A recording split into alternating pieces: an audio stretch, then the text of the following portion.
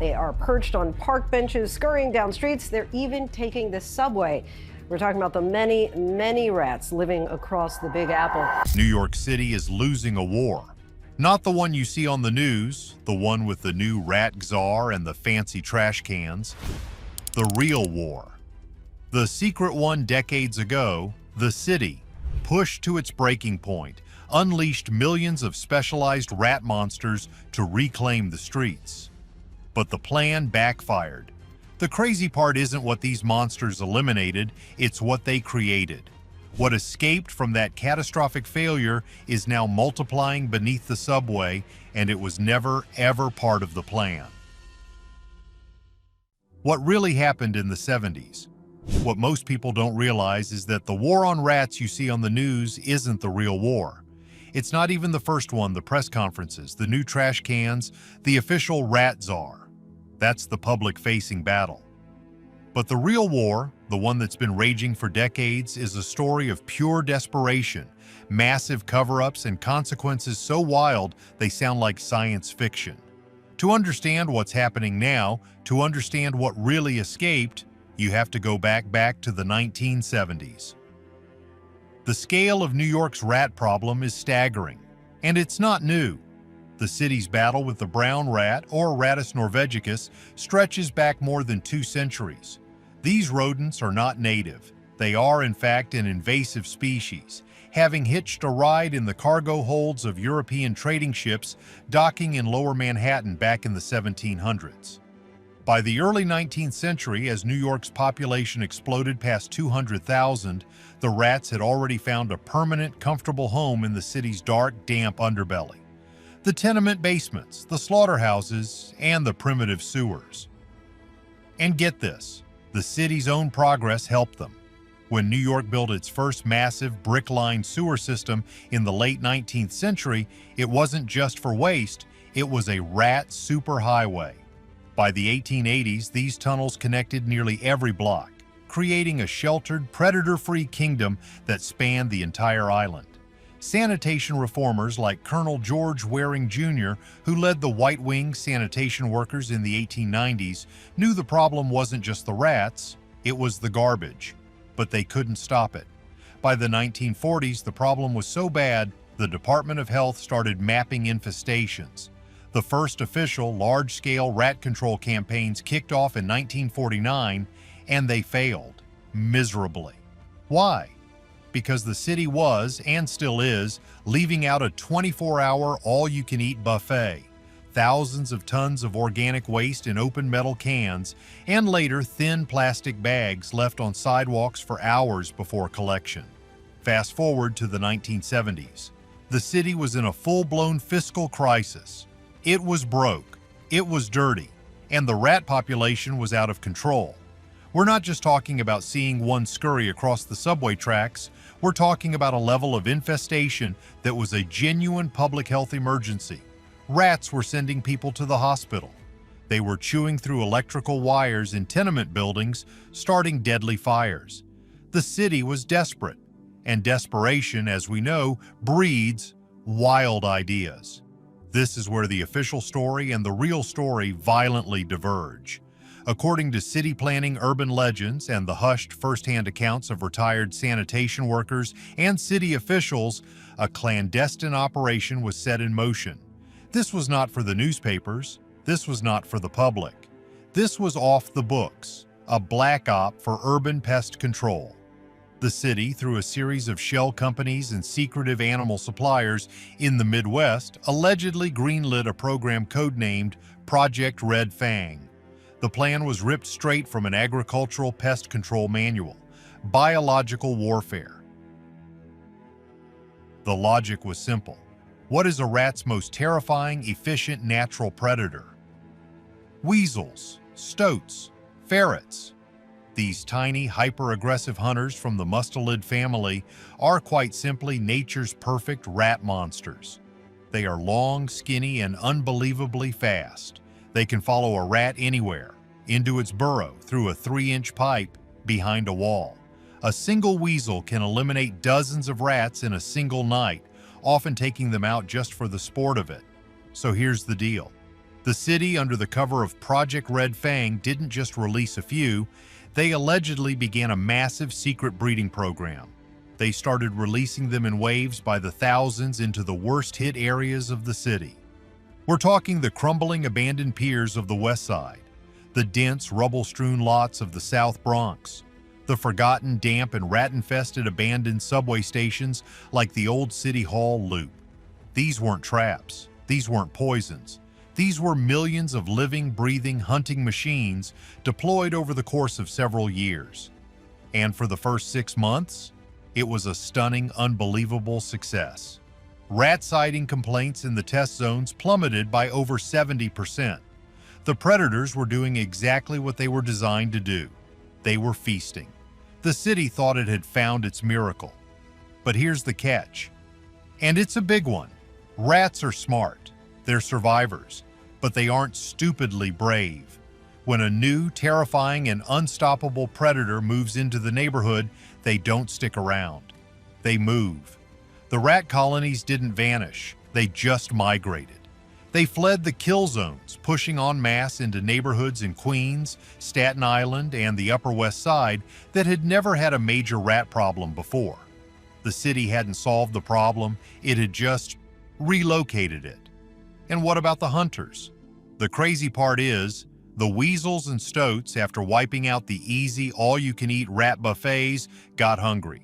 And get this, they started to adapt. Suddenly, the city had a new problem. A weasel problem. Reports started coming in, quietly filed and just as quietly buried a missing pet cat in Morrisania. A poodle attacked in broad daylight in a park. And then, the silence. New Yorkers, for the first time, noticed a new, eerie quiet in the parks. The city's massive, iconic pigeon population? It started to vanish. These rat monsters were efficient, but they weren't loyal. They were just hungry. They were hunting anything and everything they could catch, including each other. What escaped was never part of the plan. The city had unleashed a new invasive apex predator into the most complex urban ecosystem on Earth. They couldn't be poisoned. They were too smart. They couldn't be trapped. They were designed to evade capture. The rat monsters became the new plague. The program was scrubbed. All records were allegedly sealed, classified, or simply lost in a mysterious office fire. The city's official stance was, and remains, that it never happened. Any of the remaining predators, the story goes, were eventually eliminated by the harsh city itself. Cars, starvation, and the few remaining rats that fought back. But here's the wildest part of the theory. What if they didn't all pass away? What if the toughest, meanest, and smartest ones just went deeper? What if they escaped into the miles of abandoned subway tunnels, the old pneumatic mail tubes, and the deepest parts of the sewer system? What if they created a new, unseen ecosystem? A population of feral, hyper-aggressive predators living deep beneath the city, feasting on the billions of rats that humans never see, and waiting. This first, disastrous failure forced the city's hand. They needed a new plan, a public one, a high-tech one. They needed to show they were in control. But this new war would have an even more sinister high-tech consequence. Why the new traps are a lie. So the Weasel War was a bust, a buried secret, a complete disaster. Decades pass. The city's official strategy goes back to the basics: poison, sticky traps, and public shaming. It was a joke. It was a defensive crouch, not a war. Then the 2000s hit. The city rebounded, but so did the rats. In 2014, a statistician at Columbia University, Jonathan Auerbach, decided to actually count them. Using 311 complaint data, sanitation records, and housing density, he came up with a number that shocked everyone. Around 2 million rats, roughly 1/4 of the human population.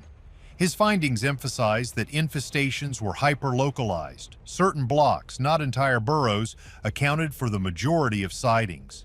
Then came the COVID-19 pandemic, and that's putting it lightly. When lockdowns shuttered restaurants and offices, the rats' main food supply vanished. So they moved.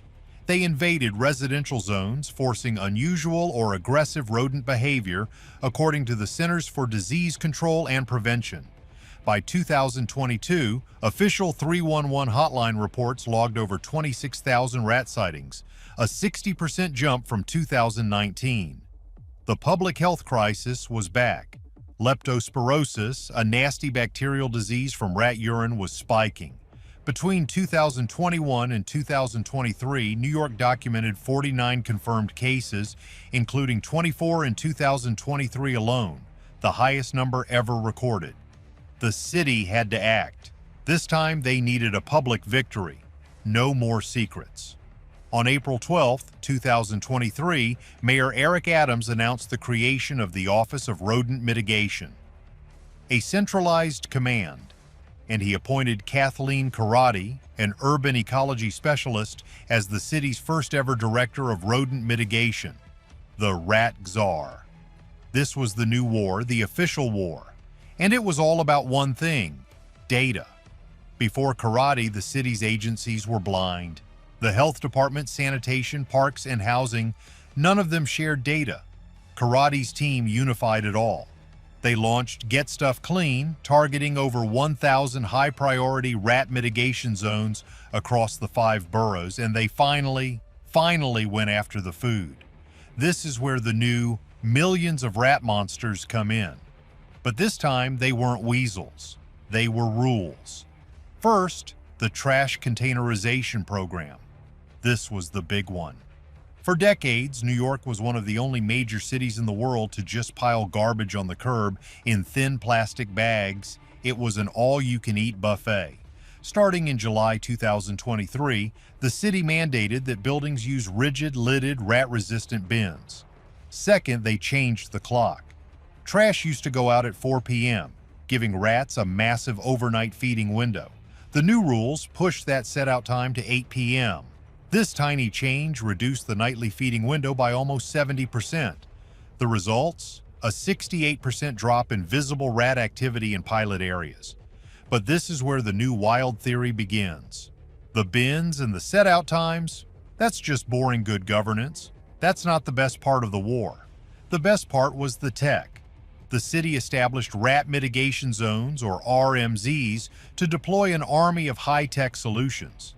They used carbon monoxide burrow systems to neutralize rats underground. They used dry ice sealing. And most importantly, they signed a massive multi-million-dollar contract for a device called Echo Mill. This is some sci-fi stuff. It's an Italian-designed smart trap. It uses a food-based attractant. When a rat enters, a sensor trips and the device automatically dispatches it in a non-toxic liquid. And get this, each time it works, it sends a digital signal to a live dashboard. Technicians could watch the traps fill up in real time. The city celebrated a 14% citywide decline in rat sightings, a 55% drop in the RMZs. The Rat Czar was a hero. The Ecomil traps were the rat monsters that finally worked. Or was that the plan all along?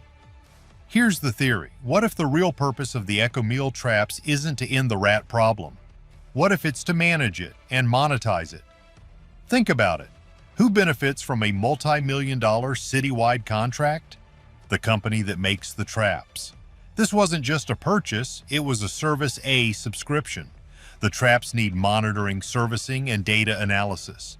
The crazy part is, what if the traps are designed to only catch the dumb, easy rats? What if they're intentionally calibrated to leave the smarter, more neophobic, fear of new things rats behind?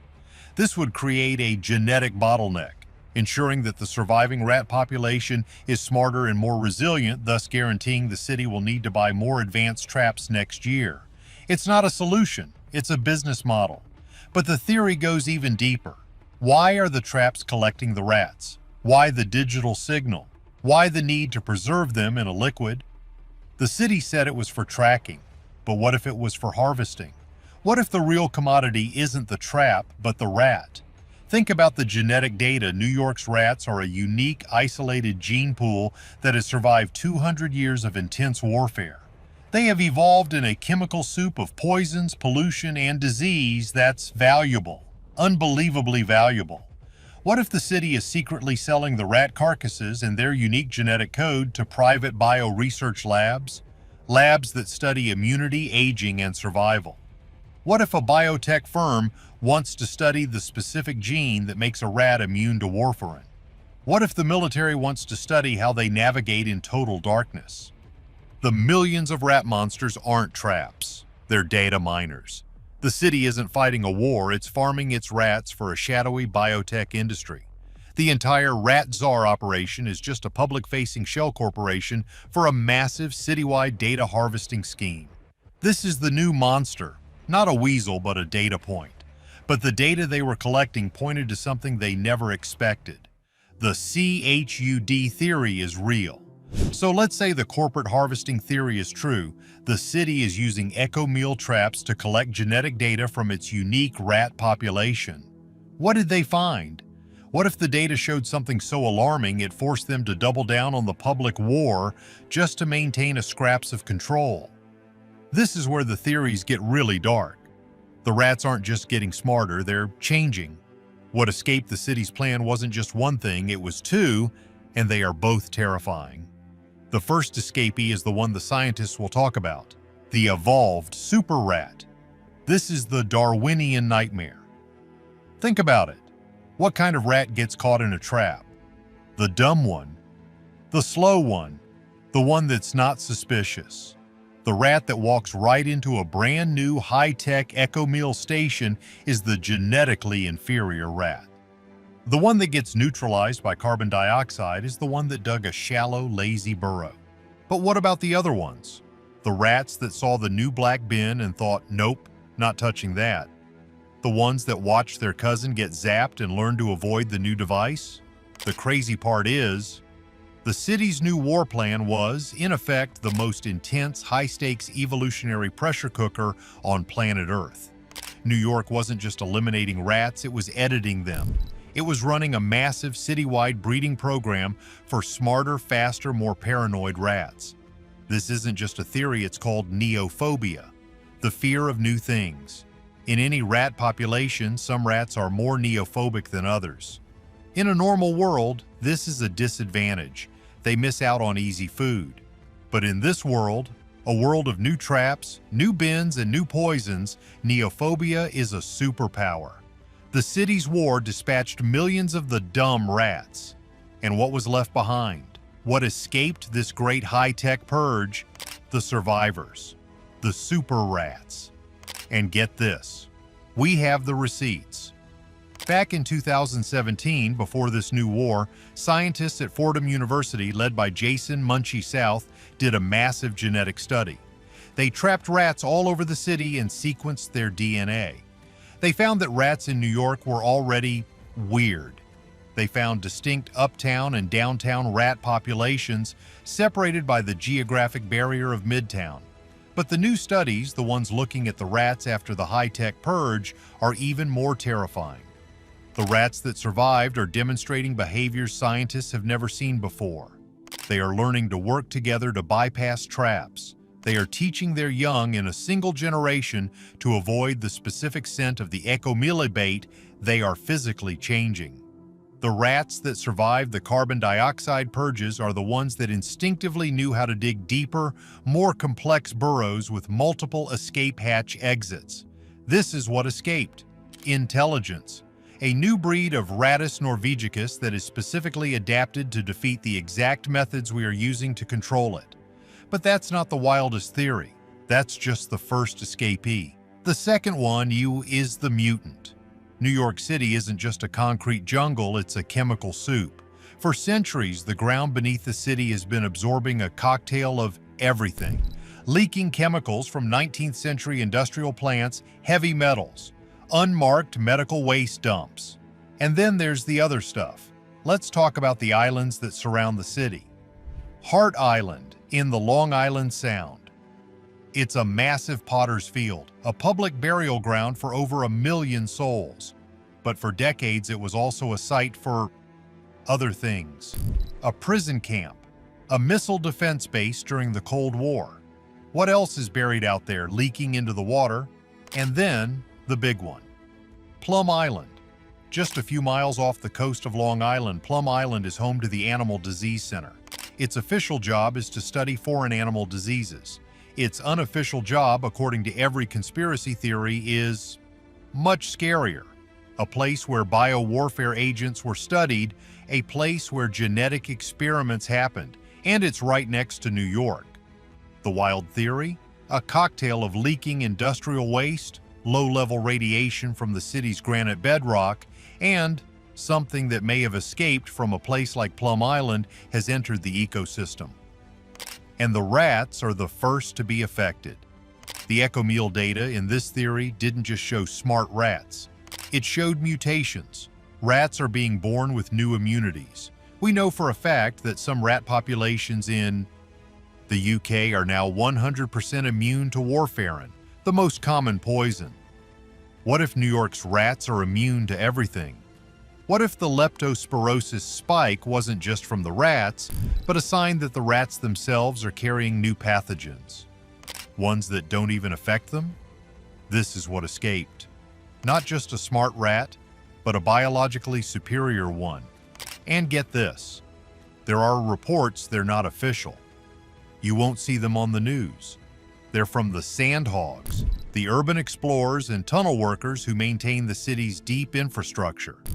They're seeing things, rats the size of house cats. Rats that are white, albino from living in total darkness for generations. Rats that don't run from the light. Rats that work together.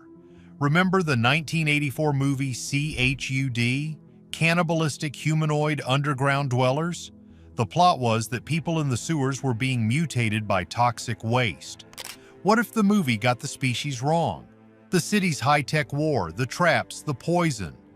It's not just creating a smarter rat through evolution. The chemicals and toxins are creating a new rat through mutation. This is the city's real secret. The Rat Czar isn't a warrior. She's a containment specialist. The whole operation, the bins, the new set-out times, the EcoMeal traps, it's not an offensive war. It's a defensive wall. It's an attempt to keep the surface world clean while abandoning the deep underground to the new things that are breeding down there. But what if the two escaped things met the real cover-up? This is it. This is the theory that connects all the dots. This is the one that keeps the highest-ranking city officials awake at night. We've established the two rat monster programs. First, Project Red Fang in the 1970s. A secret biological war that unleashed millions of weasels and stoats. The program failed, and the predators supposedly vanished. Second, the new high-tech Rat Czar war. A public, data-driven war using smart traps and new rules, and we've established the two primary escapees. First, the evolved super rat. The Einstein rat that survived the high-tech purge, a creature that is smarter, faster, and more paranoid than ever. Second, the mutant rat, the CHUD-style rat that has been altered by the chemical soup under the city, a creature that is bigger, stronger, and immune to our poisons. The official story is that the city is fighting the evolved rat and the mutant rat. The wildest theory is that the city is covering up something infinitely worse. Let's go back to the Project Red Fang weasels. The official story, even the secret one, is that they passed away, eliminated by the harsh urban environment. But what if they didn't? What if the toughest, meanest, and most adaptable of the weasels and stoats didn't perish? What if they just went deeper? Deeper than the subway? Deeper than the main sewers? Into the abandoned pre-war steam tunnels, the forgotten aqueducts, the deep, dark, and warm parts of the city's foundation. And what did they find down there? An endless, inexhaustible food supply. The billions of rats that humans never see. For decades, this feral underground population of rat monsters has been breeding, evolving in total darkness, becoming a true subterranean apex predator. Now, what happens when these two worlds collide? What happens when the escaped rat monsters from the 1970s meet the escaped super rats from the 2000s? This is the ultimate nightmare. This is what really escaped. The evolved rats are smart, the mutant rats are tough, and the feral weasels are fast. For years, they've been at war in the dark, but evolution doesn't just create smarter versions, it creates new ones. The wild theory is that a new species has been born in the deep dark, a hybrid. Think about it. We're already seeing it in the wild. Coyotes, pushed into urban areas, are breeding with wolves and domestic dogs, creating the coy wolf, a new, smarter, bigger, and bolder predator. What if the same thing happened in the New York underground? A creature with the cunning, intelligence, and neophobia of the evolved rat, but the raw speed, aggression, and dispatching instinct of the feral weasel. A creature with the poison immunities of the mutant rat and the pack-hunting tactics of a stoat. This is what the sandhogs and tunnel workers are really seeing. The reports of cat-sized rats are wrong. They're not seeing rats at all. They're seeing this. A new, stable breeding population of hybrids. This is the real cover-up. The crazy part is it explains everything. Why the sudden, massive, multi-million-dollar rat czar push? Why the desperation to get all trash in sealed bins? Why the high-tech echo mill traps? The rat czar isn't a warrior, she's a containment specialist. The new trash bins aren't to stop rats from getting out. They're to stop them from getting in. The whole rat war is a lie. It's not an offensive war, it's a defensive one. The echo meal traps aren't a high-tech hunting tool, they're a perimeter alarm. They're a digital tripwire to see if these new things are trying to breach the surface. The millions of rat monsters from the 70s didn't just fail. They succeeded in the most terrifying way possible. They bred with their prey, and what escaped was never part of any plan. What escaped is a new apex predator for the concrete jungle. So is this it? Are we doomed to be ruled by a new race of hybrid sewer monsters? The final verdict on the rat apocalypse. So here's the deal. It's easy to get lost in the weeds, and that's putting it lightly.